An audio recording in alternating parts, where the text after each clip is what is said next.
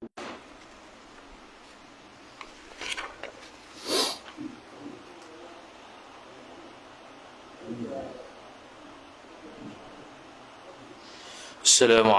warahmatullahi wabarakatuh. A'udzu billahi minasyaitonir rajim. Bismillahirrahmanirrahim. Alhamdulillahi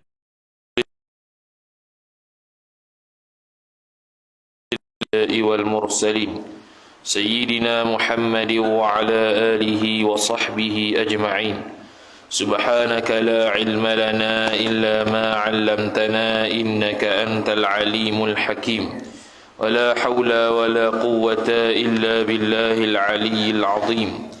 رب اشرح لي صدري ويسر لي أمري واحلل عقدة من لساني يفقه قولي وسدد لساني واهد قلبي بحق نبيك محمد صلى الله عليه وسلم. اللهم أغننا بالعلم وزينا بالحلم وأكرمنا بالتقوى وجملنا بالعافية. نوينا التعلم والتعليم والتذكر والتذكير والنفع والانتفاع والإفادة والاستفادة والحث على التمسك بكتاب الله وسنة رسوله صلى الله عليه وسلم ودعاء إلى الهدى والدلالة على الخير ابتغاء وجه الله مرضاته وقربه وثوابه سبحانه وتعالى آمين يا رب العالمين. Kitab Ad-Durrul Thamin, muka surat 39 baris 15 daripada bawah.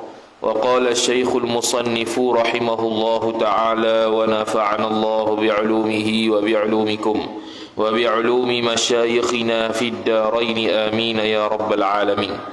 Kata pengarang Asy-Syaikh Daud bin Abdullah Al-Fattani rahimahullahu ta'ala, dan suatu riwayat daripada Ibnu Umar, sabda Nabi sallallahu alaihi wasallam, inna syaitana ya'ti ahadakum fayaqulu man khalaqas samaa fayaqulu Allahu fayaqulu man khalaqal arda fayaqulu Allahu fayaqulu man khalaqallaha فإذا وجد ذلك أحدكم فليقل آمنت بالله ورسوله.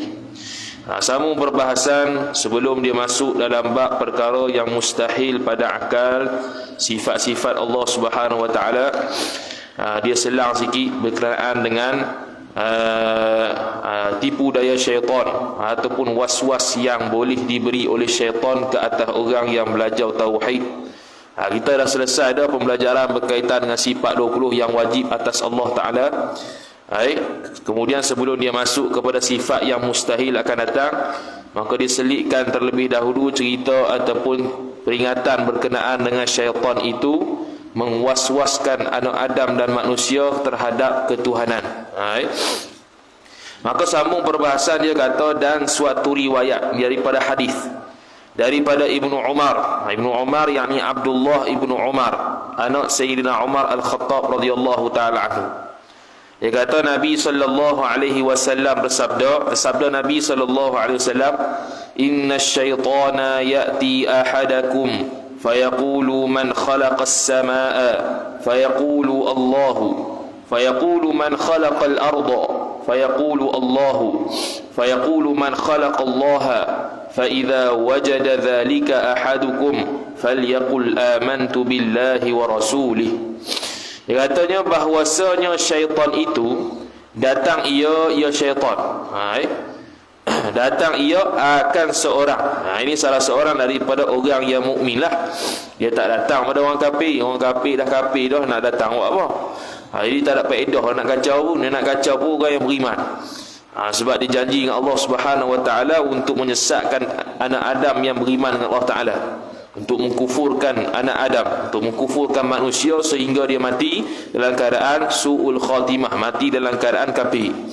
Sebab itu waktu akhir mati itu dialah peluang terakhir untuk menyesatkan dan mengkafirkan umat Nabi Adam ni, umat manusia ni, dengan menjelmakan orang yang paling dicintai dia untuk supaya masuk ke dalam agama yang selain Islam, agama Yahudi dan agama Nasrani. Itulah peluang terakhir syaitan dan iblis untuk mengkufurkan dan menyesatkan anak Adam. Tapi kalau kita dapat mengatasi dia, mati dalam keadaan Islam, maka kalahlah syaitan tu. Maka dia kata bahawasanya syaitan itu datang ia syaitan akan seorang daripada kamu. Maka berkata ia syaitan, yakni berkata nisbah dalam hati. Dia kacau ke hati kita lah. Berkata ia syaitan, siapa yang menjadikan langit? Yang menjadikan langit. Langit ni inilah yang benda yang di atas ni. Sesuatu yang berada di atas dia panggil langit. Maka berkata mereka itu salah seorang daripada kamu, iaitu Allah. Dia kata siapa yang mencipta langit? Dia kata Allah lah. Maka berkata pula ia syaitan, siapa yang menjadikan bumi? Tadi menjadikan langit, ni bumi pula. Maka dia kata, maka berkata mereka itu salah seorang daripada kamu tu, Allah. Dia berkata Allah juga. Al-ard iaitu benda yang berada di bawah. Kalau as-sama benda yang ada di langit, benda yang berada di atas. Langit ni benda yang berada di atas, bumi ni benda yang berada di bawah. Semua dia kata Allah belaka. Maka berkata pula ia syaitan, siapa yang menjadikan Allah? Siapa yang menjadikan Allah Ta'ala pula? Dah bumi itu hebat dah, langit itu hebat dah, Allah Ta'ala cipta. Siapa cipta Tuhan? Maka dia kata, siapa yang mencipta Allah Ta'ala? Madri hilang dah. Siapa yang menjadikan Allah Subhanahu Wa Ta'ala? Maka apabila dapat seorang kamu yang demikian pertanyaan siapa yang menjadikan Allah, maka hendaklah dikatanya seorang, amantu billahi wa rasulihi, iaitu aku beriman dengan Allah dan Rasulnya. Mana apa? Tak ada jawapan lah. Tak ada jawapan bagi soalan tersebut. Karena setiap soalan tidak semestinya diletakkan dengan jawapan. Ada soalan yang tidak perlu dijawab, ada soalan yang perlu dijawab, dan ada soalan yang perlu dijawab dengan soalan. Jadi berbeza-beza cara jawab soalan. Bukan semua soalan kita jawab belaka. Ada kadang-kadang soalan tu soalan bodoh ya, kita pun jawab juga, kita pun bodoh. Ada kadang-kadang soalan itu untuk menguji kita. Ada kalanya soalan itu untuk memang betul-betul tak tahu. Macam jawapan Nabi Idris alaihissalam kepada Iblis apabila Iblis kata, boleh tak Allah Ta'ala memasukkan dunia ni ke dalam lubang jarum yang kecil ni? Dia tak jawab. Dia jawab jugalah. Dia cucuk mata Iblis tu. Dia cucuk mata Iblis, macam cerita dalam Nurul Samin tu. Dia cucuk mata Iblis. Dia cucuk mata Iblis tu, dia jawab, boleh Allah Ta'ala boleh menjadikan seluruh alam ni ada di dalam lubang jarum hak kecil ni, tanpa dia menjelaskan kenapa begitu. Kalau ikutkan tak boleh lah. Mana boleh, mustahil pada akal. Benda hak besar mana boleh masuk benda yang kecil. Benda hak besar kena masuk ke dalam lubang yang besar. Benda yang kecil kena masuk dalam lubang yang kecil ataupun lubang yang besar. Tiba-tiba benda yang besar nak masuk dalam lubang yang kecil, itu mustahil pada akal. Tapi Nabi Idris alaihissalam tidak menjawab secara detail. Sebab apa? Sebab pertanyaan Iblis itu bukan pertanyaan untuk mengetahui, tapi pertanyaan untuk menguji. Jadi bila perkataan untuk menguji dan merosakkan iman, maka dia pun jawab lebih kurang. Jadi semua jawapan semua soalan bukan perlu dijawab dengan tuntas. Maka dia kata, maka bahawasanya demikian itu lari daripada Allah Subhanahu Maka bahawasanya demikian pertanyaan syaitan, siapa yang menjadikan Allah, lari daripadanya, daripada beriman dengan Allah dan Rasulnya. Yang ini soalan tersebut bahaya dalam keimanan kita. Jadi orang yang belajar akidah, boleh jadi ada hasutan Iblis dan syaitan, mari bisikan-bisikan siapa yang menjadikan Allah, tak payah layan. Mana tahu kukut tiba-tiba kita mengaji teruk-teruk dah, Allah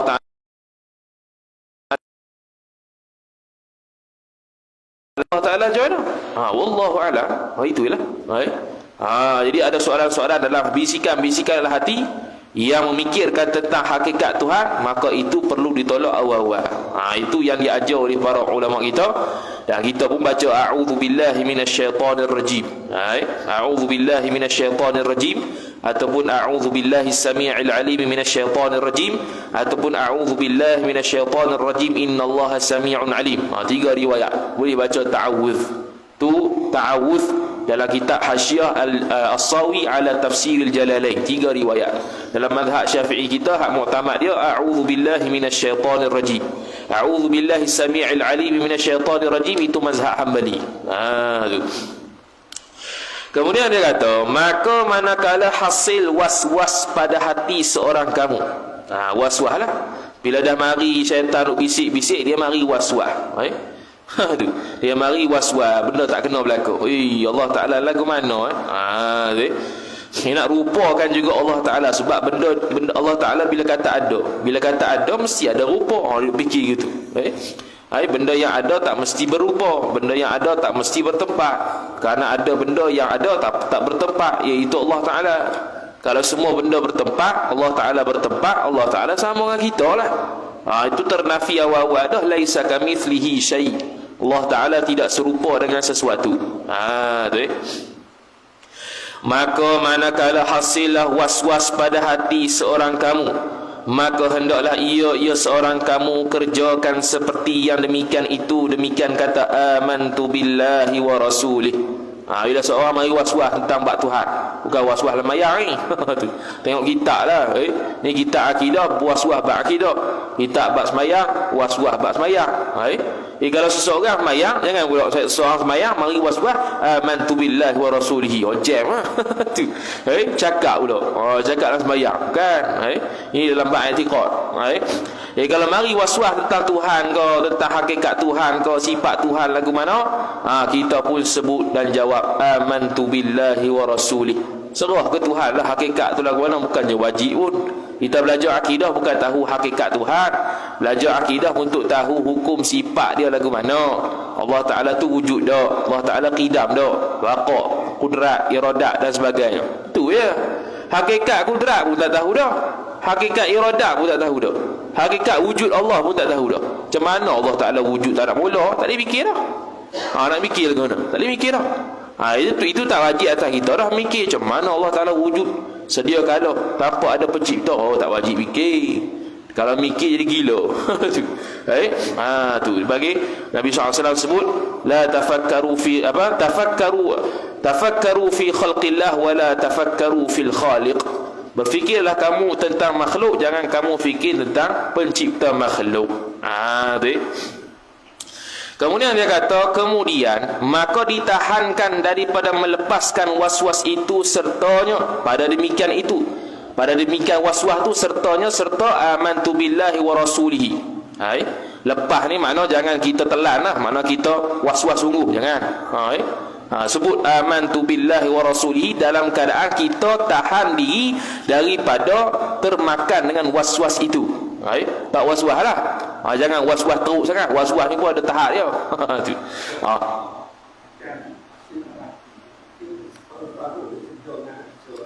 Betul? Ayat apa? Ni amantu billahi wa rasulihi ni, dia ni sebenarnya jawapan bagi kalau kita ni was-was. Ni cakap Melayu boleh. Ni bukan ayat Quran ke apa ni. Amantu billahi wa rasulihi maknanya aku beriman dengan Allah dan Rasul. Cakap al hati gitu. Jadi kalau ketika kita mati itulah keadaan baru sedar dengan makna kita waktu itu sudah menampak alam lain dah. Tak nampak dah alam syahadah ni, nampak alam yang akan datang. Sebab itu nampak malaikat dah tentu. Nampak malaikat lah, malaikat tu warna putih ke warna hitam. Kalau malaikat tu warna putih turun ambil nyawa kita, mana kita ada di syurga tu. Kalau malaikat tu hitam legam tu gelap semua, tu bahaya, tu su'ul khatimah. Nak mati pun takut dah, belum masuk kubur lagi. Nak mati pun dah dibukakan hijab Allah Ta'ala, nak masuk alam akhirat. Nampak belaka dah segala-galanya. Sebab tu dalam kitab Qatrul Ghaith Syarah Masail Abil Laith, Syekh Muhammad Nawawi bin Umar Al-Bantani rahimahullahu ta'ala sebut, katanya orang yang mati ni akan ternganga dan akan juga terbeliau. Sama ada dia itu orang mukmin ataupun orang yang mukmin yang taat ataupun yang maksiat ataupun orang kafir. Kadang-kadang boleh berlaku. Sebab apa? Sebab orang mukmin tu kadang-kadang terbeliak mata bukan sebab dia mati su'ul khatimah, tapi terkejut sebab dapat nikmat yang akan datang. Nikmat syurga yang bakal didapat tu terlalu banyak dan terlalu sedap sehingga dia terkejut, terbeliak, matilah kat lagi tu. Kalau orang kafir dan orang maksiat dalam keadaan su'ul khatimah pula pun terbeliak juga, terbeliak apa? Terkejut juga. Terkejut sebab nanti nak dapat neraka yang macam ni. Nak dapat azab-azab yang begini. Dia nampak dah. Jadi terbeliak juga, terkejut juga. Lepas tu mati dalam keadaan terbeliak gitu. Jadi mati terbeliak tu tak semestinya su'ul khatimah. Kena betul lah pemahaman gitu. Nampak orang mati terbeliak, ui dia ni mati dalam keadaan su'ul khatimah ni. Jangan gitu. Kita tak tahu su'ul khatimah tu diri dia, kita ni boleh tengok ya. Nampak kadang-kadang macam su'ul khatimah, tengok bukan. Jadi kita tak nak ukur orang ni su'ul khatimah ke husnul khatimah. Kalau dia sendiri yang akan lalui, dia lah tahu. Kita tak tahu. Kita hanya wajib menguruskan jenazah dia sahaja. Tak wajib hukum dia itu su'ul khatimah ke husnul khatimah ke, lantak dia lah. Habis. Kemudian kata musannif rahimahullahu ta'ala, kata dia tadi, pada demikian itu, dan kembali ia seorang kepada Allah Ta'ala pada menolakkan was-was tadi. Kembali pada Allah Ta'ala, ingat Allah Ta'ala semula. Sebab tu disebut amantu billahi wa rasulihi, aku beriman dengan Allah dan Rasul dia. Bila kata aku beriman, benda beriman ni benda yang kadang-kadang kita tak dapat faham secara zahir. Bukan semua benda yang kita faham beriman, semua benda yang kita beriman tu benda yang boleh dipaham lah ke dah. Kadang-kadang benda yang beriman ni kita tak nak faham hakikat dia. Macam contoh semayang, 3 rakaat maghrib. Sebab apa 3? Tak nak fikir. Sebab apa 3? Kenapa tak 4? Kenapa subuh 2 ya? Kenapa tak 18 ke? 18 rakaat, lepas habis 18 syuruk pergi kerja. Kenapa tak buat begitu?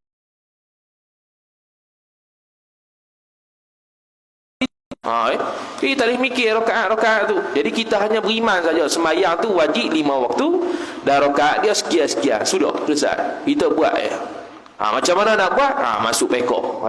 Kalau semayang 5 waktu tu, itu wajib kita i'tiqad, itu wajib atas kita. Itu akidah dah tu. Bagaimana nak semayang? Tu pekok. Mayang tu wajib ke tak? Wajib. Itu wajib kita i'tiqad. Kalau kata mayang tak wajib, hukum dia kafir.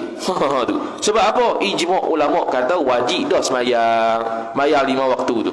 Kalau kata tak wajib, hukum dia kafir. Kalau kata aku ni tak wajib semayang, hukum pun kafir. Bahaya. Kemudian kata musannif rahimahullahu ta'ala, dan diketahui bahawasanya berkehendak ia syaitan akan membinasakan agama seorang dan akal seorang dengan was-was. Syaitan ni tujuan dia untuk merosakkan agama dan merosakkan akal. Lagu mana dia nak rosakkan akal? Dia datangkan was-was. Lupa tadi. Was-was ni ada tahap dia. Ada tahap ringan, ada tahap berat. Kalau tahap berat memang kena berubat lah. Kalau tahap ringan, kita boleh lagi atasi. Was-was kat mana? Kalau was-was dalam bab akidah, tadi lah amantu billahi wa rasulihi, selesai, hilang. Kalau was-was dalam bab kencing, bab kencing Imam Ghazali sebut, bila kencing kena percik air kat spenda tu, supaya tak was-was air kencing tu melekat lagi di spenda. Tu cara was-was untuk kencing lah. Was-was untuk semayang pula. Sebelum semayang disunatkan baca qul a'udzu birabbin nas sampai habis. Lepas tu usolli mayang. Insya-Allah lah was-was tak ada. Kalau dalam semayang tu 3 ke 4 itu bukan was-was, tu syok. Syok dengan was-was tu lain. Was-was tu penyakit.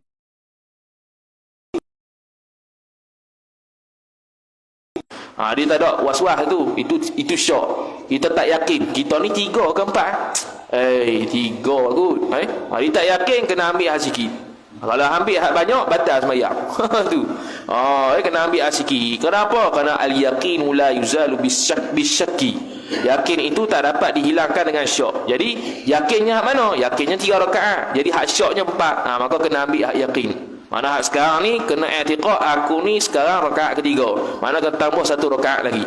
Kemudian disunatkan sujud sahwi. Tu ya. Tu dalam bab semayang. Gitulah. Macam-macam was-was ni. Itu was-was yang biasa ringan-ringan. Kadang-kadang was-was berat ni 2 saja Imam Ghazali sebut. Kalau was-was berat sangat ni 2 saja. Pertama, dia jahil. Dia jahil lah, tak mengaji. Tu. Kalau mengaji pun tak faham. Sebab tu jadi was-was tu. Dua mandi wajib, rasa tak kena kat tumit. Rasa tak kena. Ke mana? Dah basah gitu lah. Duk rasa tak kena lagi. Dah keluar bilik mandi, masuk balik. Buat apa? Mandi pula tu, bukan basuh tumit ya. Kalau kata tak kena tumit, basuh tumit je lah. dia basuh lagi. Mandi lagi. Tu dalam bab sembahyang sama juga. Dalam bab sembahyang, sebelum sembahyang tu takbir. Dalam sembahyang elok pula. Lah takbir, nak takbir niat tu Allah payah. Tu jahil tu. Tu kata Imam Ghazali. Pertamanya jahil. Keduanya ialah dia nak gila. Tu je. Was-was yang berat lajak ni, sama ada dia jahil, tak belajar, tak faham, ataupun dia ni nak gila. Tu je. Tu. Itu kata Imam Ghazali rahimahullahu taala. Kita pernah jumpa lah. Hak was-was berat lajak ni. Nak mandi wajib 5 jam. Gila 5 jam. Tu. Tak parak tu 5 jam. 5 jam tu kalau kita start mandi subuh, tak mandi start main subuh lah kita tu. Tu. Bila nak main subuhnya kalau 5 jam, pukul 6 kalau mandi, pukul 6 pukul 11 baru siap. 11 12 baru siap. Jenuh tu.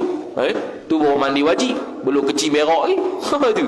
Belum wuduk lagi. Mayang lagi. Tak tahu. Lepas tu kita nasihat. Okeylah, kuranglah sikit. Kurang dia pun mandi wajib dia sejam. Tu. Boleh tahan lagi lah sejam tu. Tapi teruk juga tu. Orang mandi 5-10 minit sejam. Basuh sabun apa tak tahu. Tu was-was yang cukup teruk lah. Kadang-kadang was-was teruk ni bukan hak biasa-biasa ni. Orang-orang ada, orang mengaji agama juga.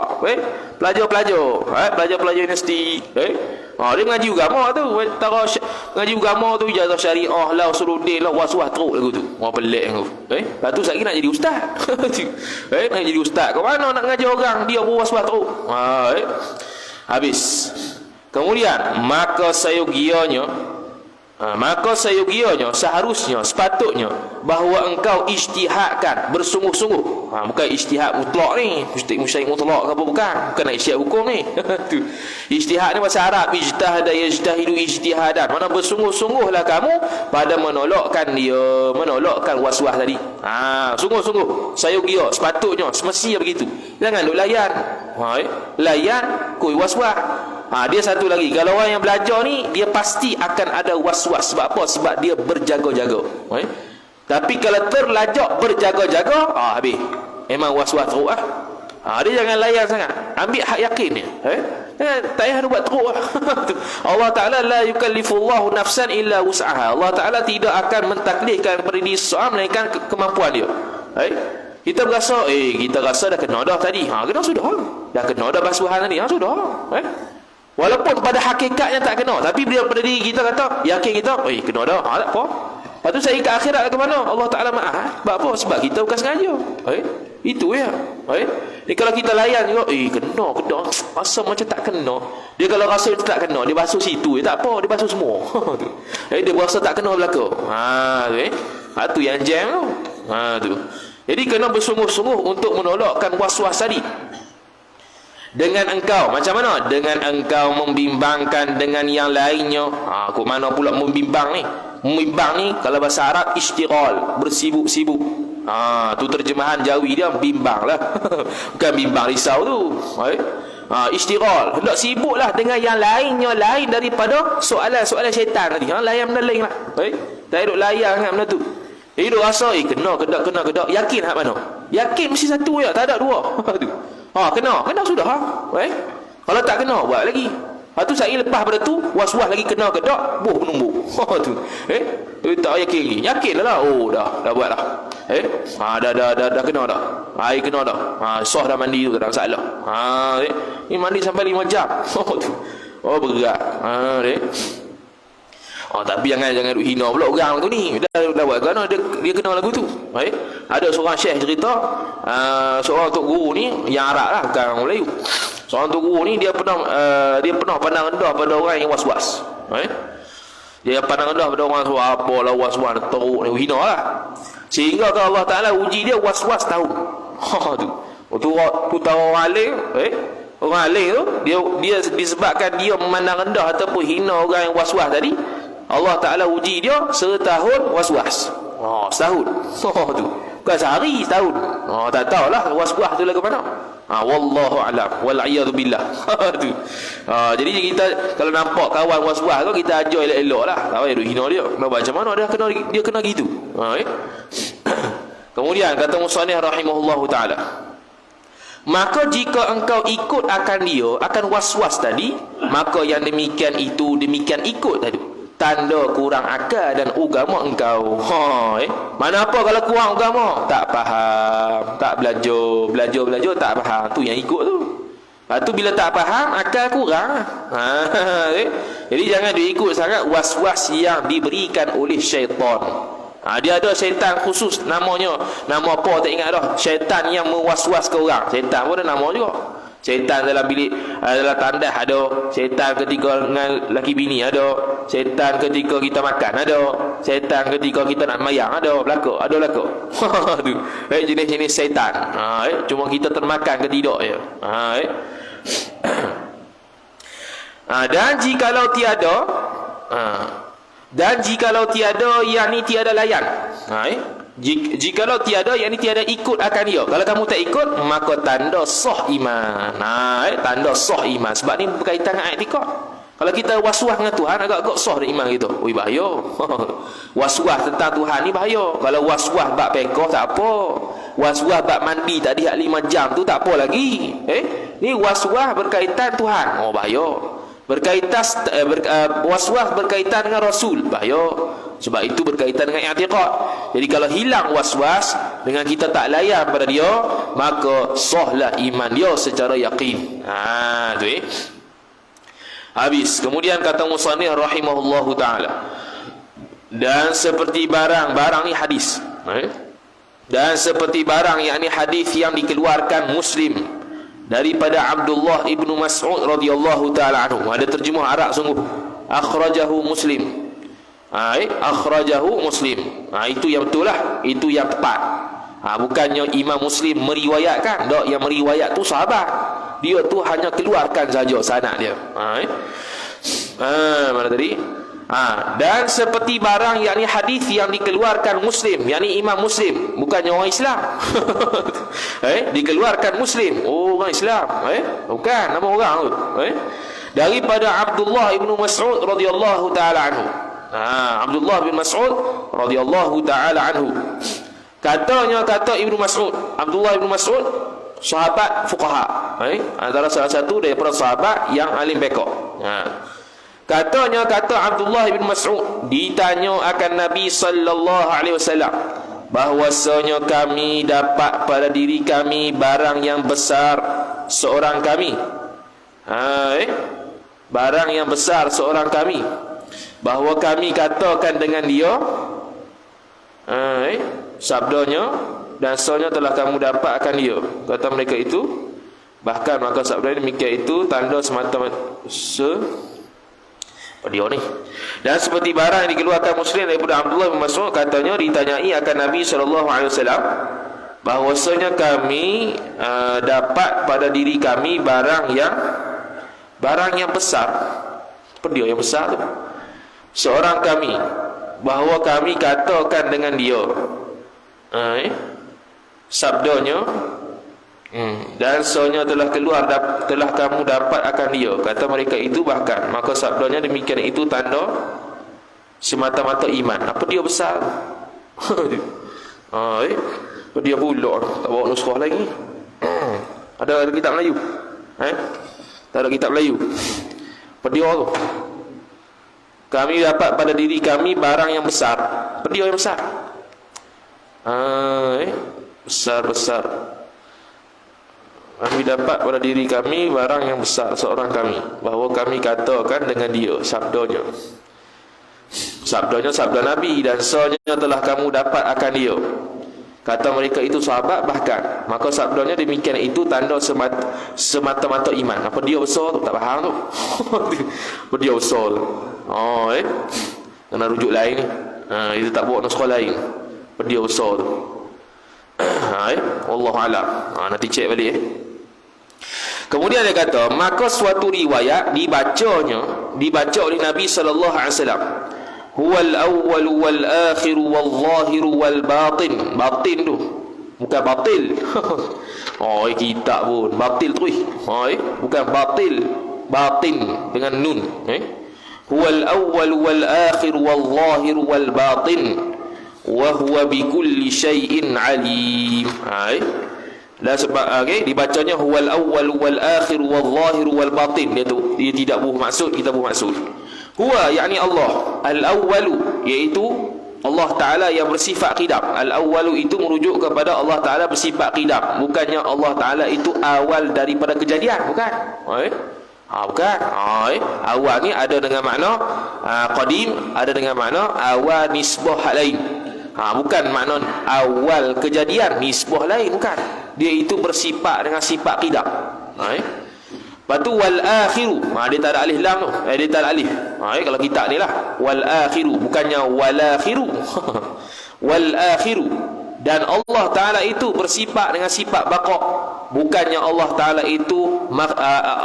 itu zat terakhir yang berada di atas alam ni, bukan. Semua dah musnah belaka, dia seorang yang akhir, bukan. Maksud dia al-akhir situ ialah Allah Ta'ala bersifat dengan sifat baqa. Wal-zahiru yakni alima bi zahirihi, Allah Ta'ala mengetahui pada zahir makhluk. Wal-batinu ay alima bil batin, Allah Ta'ala mengetahui dengan perkara yang berada di hati seseorang makhluk. Itu batin. Ada macam-macam tafsiran lah, zahir dengan batin tu salah satu dia. Ay alima bil zahir wa alima bil batin. Wahwa, dan bermula dia Allah Ta'ala itu bikulli syai'in, pada setiap sesuatu, alimun, itu yang maha mengetahui. Noktah. Dia ada kaitan dengan ayat sebelum dia, riwayat sebelum dia, cuma kita tak tahu apa dia hadis tu. Kena cek semula tu. Habis. Kemudian, dan kata Abu Sulaiman, manakala engkau dapat was-was, maka sukakan olehmu akan ia akan was-was. Ni lagi sempoi ni. Okey, tadi dia kata kalaulah kamu mari was-was, suruh jawab amantu billahi wa rasulihi, aku beriman dengan Allah Ta'ala dan Rasul dia. Baik. Kemudian kamu jangan layan was-was tersebut. Kalau kamu layan, niscaya kamu itu tanda kurang agama dan akal dia. Sekarang ni ada satu tips lagi nak elok daripada was-was ba'atiqad, daripada Abu Sulaiman. Dia kata apa? Manakala engkau dapat was-was, maka sukakan olehmu akan dia akan was-was. Apa suka? Yakni buat lawak. Tu pelawak dia. Buat pelawak dia. Jangan duk layan juga tu. Tapi layan dia kok pelawak. Ada was-was gini. Itulah, lebih kurang itulah. Sukakan dia. Bukan suka was-was. Bukan suka was-was, buat pelawak dia. Tu maksud suka tu. Tu. Maka apabila suka kamu, niscaya putuslah daripada kamu, yakni putuslah was-was tadi daripada kamu. Sebab apa? Kerana bahawasanya tiada suatu yang terlebih benci kepada syaitan daripada tertawa-tawa orang yang mukmin. Mukmin, jadi syaitan marikan was-was pada diri kita. Jadi kalau kita buat pelawak dengan was-was tu, seolah-olah buat pelawak dengan syaitan. Jadi kalau syaitan berusaha bersungguh-sungguh untuk buat was-was pada kita, tiba-tiba kita buat pelawak kat dia. Agak-agak dia marah ikut Zuhir lah ni. Kita tak tahulah dia marah ke mana. Tu keluar api ke mana, Allah alam lah. Kita tak tahu hakikat syaitan marah ke mana. Cuma syaitan benci, aku nak buat dia tu masalah, tiba-tiba dia yang balikkan masalah kita. Tu. Kita nak mewas-waskan dia dalam i'tiqad, tapi dia tak layan. Dia tertawakan kita pula. Dia pelawakkan kita pula. Tak pelik lagu tu. Itu kata Abu Sulaiman. Maka apabila duka cita dengan dia, niscaya bertambah-tambah lagi was-wasnya. Apabila duka cita dengan dia dengan was-was, yakni oleh seseorang, niscaya bertambah-tambahlah lagi was-wasnya. Was-was seorang, ni bahaya. Kalau kita bertambah sedih, bertambah murung dengan was-was tersebut, bertambah rasa risau dengan was-was yang kita dapat, tambahlah lagi was-was tu. Ini yang biasa penyakit berat ni. Was-was berat ni biasa dia takut dia was-was. Dia tahu tu was-was dan dia takut was-was tu. Sebab tu was-was tak lagi pada dia. Ini biasa pada was-was yang cukup berat. Dia tahu dah dia was-was dan dia sangat risau tentang diri dia yang sedang was-was. Was-was dia tahap teruk dah. Jangan risau. Tak payah risau, tak payah sedih, tak payah buat apa. Buat pelawak saja. Ni nak cakap boleh lah orang nak beramal tu payah lah. Kita antara was-was ni mudah lah nak cakap ni. Buat pelawak was-was tu tak payah duk layan sangat. Jadi tapi yang betul-betul nak amal orang yang mengalami tu. Orang yang was-was sungguh tu, kita tak was-was mana, tak ada apa lah. Kita relax ya, boleh cakap gitulah. Oi, jangan duk layak sangat was-was tu, buat pelawak je. Tu. Kalau kita boleh buat, tak apalah. Habis. Habis dah. Kemudian, tu sifat mustahil. Dia sifat mustahil yang nombor 2 tu. Pertamanya adam, iaitu tiada lawannya ada. Kemudian baharu lawannya qidam. Sekarang ni lawan bagi baqa' pula. Maka kata musannif rahimahullahu taala, dan ketiga turuwul adam. Turuwul adam, apa dia? Yakni kedatangan adam tu tiada. Iaitu turuwul adam lawan baqa', sifat baqa'. Sifat baqa', sifat apa dia? Baqa' terjemahan dia sedia. Apa maksud sedia? Tidak baharu. Maksud sedia ialah tidak baharu. Kemudian kalau kata tidak baharu, mana qidam lah. Jadi lawannya apa? Silap. Baqa' ialah sedia. Bukan, baqa' ialah kekal. Sedia pula. Baqa' ialah kekal. Qidam tu yang sedia. Baqa' itu kekal. Lawan bagi kekal apa dia? Iaitu turuul adam, datangnya tiada. Dengan makna keberadaan sesuatu itu boleh didatangi oleh tiada. Itu mustahil atas Tuhan. Contoh kita ni sekarang ni kita ada, tetapi kita ni boleh didatangi oleh tiada. Bila-bila masa saja kita ni boleh tiada. Sekejap lagi boleh, 2 jam lagi boleh, esok boleh, lusa boleh, minggu depan boleh berlaku. Tapi Allah Ta'ala, keberadaan dia sejak azali tak boleh didatangi oleh tiada. Tak boleh dia itu hancur musnah di kehadapan ni. Kehadapan ni tak boleh hancur musnah, tak boleh tiada. Mesti dia itu ada sejak azali sehingga abadi. Sejak azali sebelum ada makhluk, sehinggalah selama-lamanya, sehinggalah makhluk itu diciptakan semula, masuk syurga ahli syurga, masuk neraka ahli neraka, Allah Ta'ala tetap ada, tidak pernah hilang. Tu Kemudian, dan keempat dia al-mumathalatu lil hawadith. Al-mumathalah, apa dia? Dan mumathalah bagi segala yang baru. Mumathalah tu samalah, menyerupai. Dia itu lawan bagi mukhalafatuhu ta'ala lil hawadith. Mukhalafatuhu ta'ala lil hawadith, bersalahannya Allah Ta'ala dengan segala yang baru. Dari sudut zat, dari sudut sifat, dari sudut perbuatan. Dari sudut zat, Allah Ta'ala tak sama dengan makhluk. Dari sudut sifat, Allah Ta'ala tak sama dengan makhluk. Dari sudut perbuatan, Allah tak sama dengan makhluk. Lawan dia ialah sama dengan makhluk. Sama dari sudut zat, sama dari sudut perbuatan, sama dari sudut sifat. Tak sama belaka. Allah Ta'ala mukhalafah lil hawadith, itu hak wajib. Allah Ta'ala tak sama dengan makhluk. Lawan dia, hak mustahilnya ialah sama dengan makhluk. Itu yang mustahil. Sama tersebut sama ada sama 100% ke, sama kebanyakan ke, ataupun sama walaupun satu cebis sekalipun, tak boleh berlaku. Mustahil atas Allah Subhanahu wa Ta'ala. Jadi kalau mumathalah, mumathalah itu bermaksud sama 100%. Itu mumathalah. Sama 100% tu dia panggil mumathalah. Kalau syabih tu musyabahah, itu kebanyakannya serupa. Kalau nazir itu serupa dari satu sudut sahaja. Dia beza tu.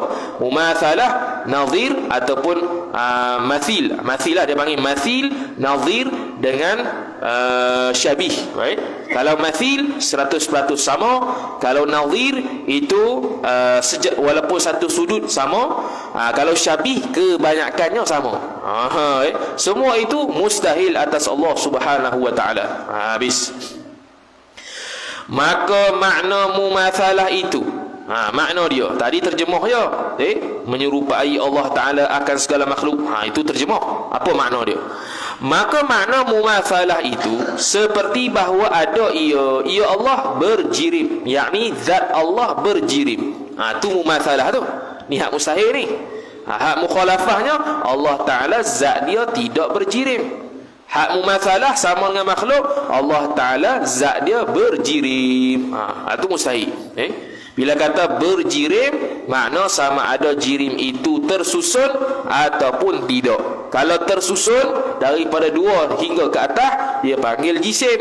Kalau tak tersusun, ada satu benda saja, contohnya satu atom saja, Allah Ta'ala itu ibarat atom, itu dia panggil jirim. Itu mustahil atas Allah Subhanahu wa Ta'ala. Allah Ta'ala bukan jirim, dan Allah Ta'ala bukan jisim. Jirim pun bukan, apatah lagi jisim. Kemudian dia ulang sekali lagi, apa makna jirim? Dan makna jirim itu ialah yang, yakni suatu benda yang memenuhi lapang. Tu jirim.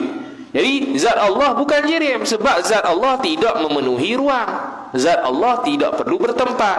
Jirim wajib pada akal, mesti bertempat.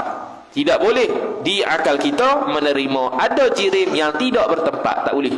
Semua jirim pasti bertempat, tidak berkecuali. Semuanya pasti bertempat. Yang tak bertempat Allah Subhanahu Wa Taala. Sebab itu zat Allah kita tak boleh panggil jirim. Sebab apa? Takrif jirim ni ialah suatu benda yang menempati pada satu ruang.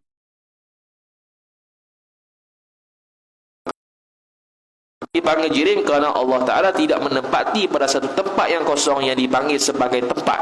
Tapi kalau kita dan seluruh makhluk lain dipanggil jirim kerana dia menempati satu tempat yang kosong yang dinamakan sebagai tempat. Jadi tempat itu dengan makna memenuhi ruang yang kosong. Itulah tempat itu. Itulah tempat bagi jirim. Maka sabitlah tempat itu bagi jirim. Allah Ta'ala tak sabit tempat pada dia sebab dia bukan jirim. Walaupun begitu, siapa yang beriktikad Allah Subhanahu Wa Taala itu bertempat, itu i'tiqad dia fasik ijma' ulama lah. Cuma dari sudut kufur tu boleh jadi khilaf. Kerana i'tiqad begitu biasanya i'tiqad mujassimah. Allah Ta'ala itu bertempat. Bertempat lah ke mana? Bertempat macam kita. Itu khilaf. Bertempat bukan macam kita pun khilaf juga. Mujassimah tu dia khilaf 3 pandangan. Ada yang kata kafir secara mutlak, sama ada mujassimah sarihah atau mujassimah ghairu sarihah. Mujassimah yang jelas ataupun tak jelas. Pandangan kedua kata mujassimah itu tidak kufur secara mutlak, hanya fasik sahaja. Sama ada mujassimah yang jelas atau mujassimah yang tak jelas. Pandangan ketiga dia tafsirkan, mujassimah yang jelas kafir, mujassimah yang tak jelas fasik. Mana mujassimah yang jelas? Mujassimah yang jelas, contohnya Allah Ta'ala itu bertempat macam kita duduk atas kursi ini. Itu dia panggil mujassimah yang jelas. Sarihah, hak tu kafir satu pandangan, fasik satu pandangan, kafir satu pandangan lagi. 3 pandangan tadi. Mujassimah itu kafir secara mutlak, sama ada dia mujassimah sarihah ataupun tidak sarihah. Pandangan kedua, dia itu fasik secara mutlak, sama ada sarihah ataupun tidak sarihah. Pandangan ketiga, kalau mujassimah sarihah kafir, mujassimah yang tidak sarihah fasik. Pandangan mu'tamad mana? Kata Hasyiah Al-Bijirmi Al-Iqna', Syekh Sulaiman Al-Bijirmi rahimahullah ta'ala tersebut, dia sama pandangan dengan Syekh Ibn Hajar Al-Haytami, iaitu pandangan mu'tamad dia nombor 3, iaitu mujassimah sarihah kafir, mujassimah tidak sarihah itu fasik. Jadi contoh mujassimah sarihah, dia kata Allah Ta'ala ada tangan, dan tangan itu macam kita. Itu memang sarihah. Itu kafir menurut pandangan mu'tamad. Kalau dia kata Allah Ta'ala ada tangan tapi tak serupa kita, itu mujassimah ghairu sarihah, mujassimah yang tak jelas. Dia kata ada tangan tapi tak serupa makhluk pula. Ini disebabkan dia kata tak serupa makhluk tu, jadi fasik atas pandangan mu'tamad yang nombor 3 tadi. Habis. Kemudian kata musannif rahimahullahu ta'ala, maka tadi jirim mulai luar. Maka adalah jirim itu a'am tu terlebih umum. Nak bahas pula terlebih umum jirim tu. Kerana apa? Kerana dikatakan bagi jisim dan jauhar. Yakni jirim tu boleh dikatakan bagi jisim, boleh dikatakan bagi jauhar. Bila itlaq jisim, bila kita sebut jisim, apa maksud jisim? Iaitu jirim yang bergabung. Sama ada 2 dan lebih. Contoh kita ambil, kalau jirim yang paling halus atom, contohlah. Jadi bergabungnya 2 atom dia panggil jisim. Kalau 1 atom dia panggil jirim. Bergabungnya 2 atau 3 dan ke atas dipanggil jisim. Bila kata jisim turut dipanggil jirim. Kemudian jauhar. Jauhar ni kalau ikutkan jauhar dengan jirim ni dua lafaz yang berbeza tapi makna sama, iaitu apa dia? Jirim ini diguna pakai oleh bahasa ulama mutakallimin, jauhar ini diguna pakai oleh bahasa ulama hukama. Hukama ni ahli falsafah. Jadi bila sebut jauhar saja, dia merujuk kepada jauhar firid, iaitu jirim yang tidak bergabung dengan mana-mana atom. Dia satu je. Tu dia panggil jirim firid. Hak satu ni tak boleh belah bahagi dah. Memang tak boleh belah bahagi dah. Hak paling halus kali yang tak boleh belah bahagi dah, dia panggil jauhar. Dia panggil jauhar firid. Jauhar yang tunggal, jirim yang tunggal. Kalau jirim tersebut boleh belah bahagi sebab digabungkan dengan jirim lain, 1, 2, 3, 4 dan ke atas, itu dipanggil jisim sebab boleh belah bahagi. Kemudian sebab tu dia kata lafaz jirim itu lebih umum kerana meliputi jisim yang bergabung antara dua jirim dan ke atas, dan juga meliputi kata jauhar kerana jauhar itu merujuk kepada satu benda yang tak boleh dah belah bahagi. Dan erti jisim, kita dah bahas dah, baru dia buat erti. Dan erti jisim, wallahu ta'ala alam. Wa sallallahu sallam ala sayyidina Muhammad wa ala alihi wa sahbihi wa baraka wa sallam. A'udhu billahi minasyaitanir rajim. Bismillahirrahmanirrahim. Alhamdulillahi rabbil alamin. Wassalatu wassalamu ala asyrafil anbiya'i wal mursalin, sayyidina Muhammad wa ala alihi wa sahbihi ajma'in. اللهم زدنا علما وارزقنا فهما اللهم زدنا علما وارزقنا فهما اللهم زدنا علما وارزقنا فهما وصلى الله وسلم على سيدنا محمد وعلى آله وصحبه وبارك وسلم. الحمد لله رب العالمين. والسلام عليكم ورحمة الله وبركاته.